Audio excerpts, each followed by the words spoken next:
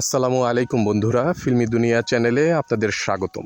আজকের ভিডিওতে আপনাদের জানাবো বাংলাদেশের তিনজন বরেণ্য চিত্র পরিচালক তমিজউদ্দিন রিজভী, ফখরুল হাসান বৈরাগী এবং আজহারুল ইসলাম খান পরিচালিত সকল সিনেমার তালিকা। প্রথমে রয়েছেন চিত্র পরিচালক তমিজউদ্দিন রিজভী সাহেব। ওনার জন্ম 1947 সালে নারায়ণগঞ্জের বাবুরাইলে। চলচ্চিত্র ওনার পদার্পণ ঘটে মূলত সহকারী পরিচালক হিসেবে। একক পরিচালক হিসেবে ওনার চলচ্চিত্র অভিষেক হয় 1979 সালে ছোট মা সিনেমাটি পরিচালনার মাধ্যমে। এতে অভিনয় করেছিলেন কবরী, বুলবুল আহমেদ, অঞ্জনা এবং ফারুক।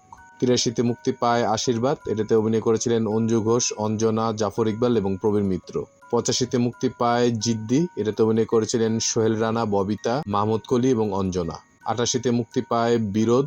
বাংলাদেশ এবং ভারতের যৌথ প্রযোজনায় নির্মিত এই সিনেমার মূল পরিচালক ছিলেন ভারতের প্রমোদ চক্রবর্তী এবং তমিজউদ্দিন রিজভী সাহেব ছিলেন বাংলাদেশ অংশের পরিচালক। এটাতে অভিনয় করেছিলেন বলিউডের সুপারস্টার রাজেশ খান্না, শাবানা, নূতন এবং গোলাম মোস্তফা। 89-তে মুক্তি পায় জেলের মেয়ে। এটাতে অভিনয় করেছিলেন সুচরিতা, আলমগীর, এটিএম শামসুজ্জামান সহ আরো অনেকে। 94-তে মুক্তি পায় তুমি আমার। এই সিনেমাটির মূল পরিচালক ছিলেন মূলত জহিরুল হক সাহেব। সিনেমার শুটিং চলাকালীন সময় ওনার মৃত্যু হলে তমিজউদ্দিন রিজভী সাহেব সিনেমাটির শুটিং সম্পন্ন করেন। এতে অভিনয় করেছিলেন সালমান শাহ, শাবনূর, ডন সহ আরো অনেকে। 95-তে মুক্তি পায় আশা ভালোবাসা। এটাতে ছিলেন সালমান শাহ, শাবনাজ, গোলাম মোস্তফা সহ আরো অনেকে। 99-তে মুক্তি পায় জবাবদিহি। এটাতে ছিলেন শাবানা আলমগীর, ফেরদৌস এবং মনিকা বেদি।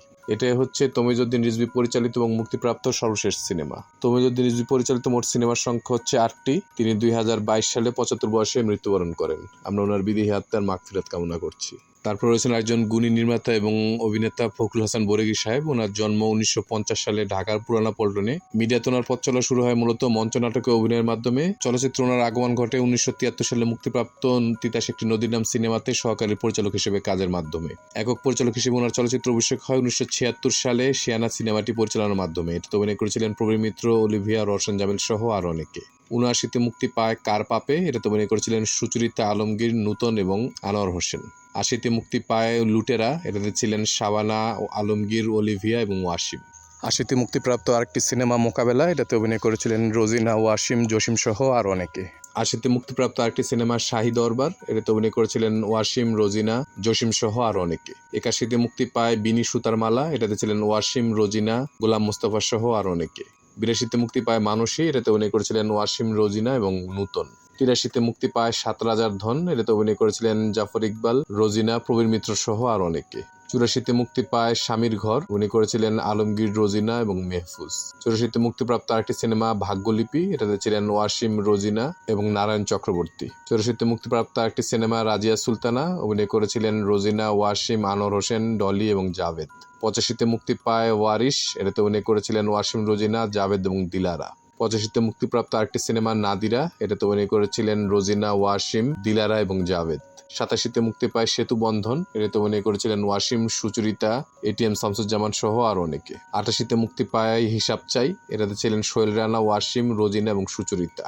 89-তে মুক্তি পায় সিদ্ধান্ত। এটাতে অভিনয় করেছিলেন আব্দুর রাজ্জাক, রোজিনা, ইমরান এবং পুনম। 91-তে মুক্তি পায় স্বপ্ন। এটাতে ছিলেন আব্দুর রাজ্জাক, শাবানা, ইমরান, রানী এবং সাবিহা। 95-তে মুক্তি পায় শুধু তোমারই। এটাতে অভিনয় করেছিলেন শাবনূর, মেহেদী, জাভেদ এবং রাজীব। এটা হচ্ছে ফখরুল হাসান বৈরাগী পরিচালিত এবং মুক্তিপ্রাপ্ত সর্বশেষ সিনেমা।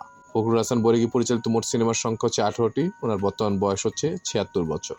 তারপর হচ্ছে একজন গুণী নির্মাতা এবং অভিনেতা আজহারুল ইসলাম খান। ওনার জন্ম 1935 সালে ঢাকার ধামরাইতে। চলচ্চিত্র ওনার আগমন ঘটে 1967 সালে মুক্তিপ্রাপ্ত বালা সিনেমাতে সহকারী পরিচালক হিসেবে।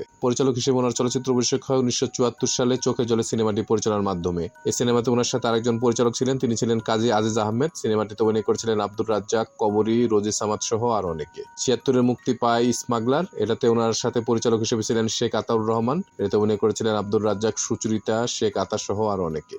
78-এ মুক্তি পায় পাগলা রাজা। এটাতে তিনি একাই পরিচালক ছিলেন। এটাতে অভিনয় করেছিলেন নায়করাজ আব্দুর রাজ্জাক, অলিভিয়া এবং নূতন। 80-তে মুক্তি পায় জোকার। এটাতে মূল চরিত্রে ছিলেন আব্দুর রাজ্জাক এবং কাজুরি। 81-তে মুক্তি পায় সুখে থাকো। অভিনয় করেছিলেন আব্দুর রাজ্জাক, ববিতা, অঞ্জনা সহ আরো অনেকে। 84-তে মুক্তি পায় তালাক। এটাতে ছিলেন আব্দুর রাজ্জাক, ববিতা, প্রবীর মিত্র এবং খলিল। 86-তে মুক্তি পায় তবা। এটাতে ছিলেন আব্দুর রাজ্জাক, ববিতা, মান্না, ইলিয়াস কাঞ্চন সহ আরো অনেকে। 87-তে মুক্তি পায় সহযাত্রী। অভিনয় করেছিলেন ইলিয়াস কাঞ্চন, চম্পা এবং আলিরাজ। 89-তে মুক্তি পায় ছেলে কার। এই জনপ্রিয় সিনেমাতে ছিলেন আলমগীর, রোজিনা, ইলিয়াস কাঞ্চন, চম্পা, আলিরাজ সহ আরো অনেকে। 90-তে মুক্তি পায় মরণের পরে, আরেকটি বিখ্যাত সিনেমা। এটাতে অভিনয় করেছিলেন শাবানা, আলমগীর, আনোয়ারা সহ আরো অনেকে। 93-তে মুক্তি পায় ক্যারাটি মাস্টার, এটাতে অভিনয় করেছিলেন ওস্তাদ জাহাঙ্গীর আলম, রঞ্জিতা, সাবিহা সহ আরো অনেকে। 96-তে মুক্তি পায় ভয়ঙ্কর যোদ্ধা, এটাতে ছিলেন জসিম, অঞ্জু ঘোষ, শাহনাজ এবং আলিরাজ। 98-তে মুক্তি পায় ভাই, এটাতে ছিলেন ইলিয়াস কাঞ্চন, মান্না, চম্পা এবং দিতি। এটাই ছিল আজহারুল ইসলাম খান পরিচালিত এবং মুক্তিপ্রাপ্ত সর্বশেষ সিনেমা। আজহারুল ইসলাম খান পরিচালিত মোট সিনেমার সংখ্যা হচ্ছে 13টি। তিনি 2009 সালে 74 বছর বয়সে মৃত্যুবরণ করেন। আমরা ওনার বিধি আত্মার মাগফিরাত কামনা করছি, আল্লাহ পাক যেন ওনাকে বেহেশত নসিব করেন। এরপর আর কোন কোন নির্মাতা বা অভিনেতাদের সিনেমার তালিকা জানতে চান দয়া করে আমাদের কমেন্ট করে জানাবেন। আমাদের ভিডিওগুলো ভালো লাগলে অবশ্যই আমাদের চ্যানেলটি সাবস্ক্রাইব করে আমাদের পাশে থাকবেন। ইনশাআল্লাহ খুব শীঘ্রই দেখা হচ্ছে ভিন্ন স্বাদের নতুন কোনো ভিডিও নিয়ে। আল্লাহ হাফেজ।